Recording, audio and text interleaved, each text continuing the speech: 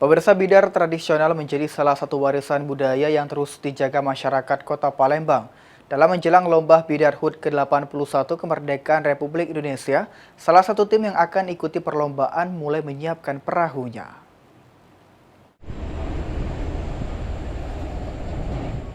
Bagi Enci Muhammad Alauddin, bidar bukan sekedar perahu lomba. Tradisi ini telah diteruskan hingga generasi ketiga. Bidar sepanjang 31 meter ini telah digunakan hampir 14 tahun. Selama 1,5 bulan, perahu direnovasi dengan mengganti kayu-kayu yang rusak hingga pengecatan.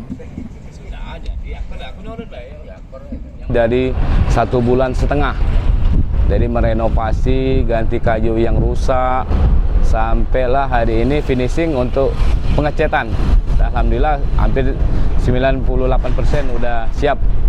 Dari nenek kami turun ke orang tua kami dan sampai saya ke generasi ketiga.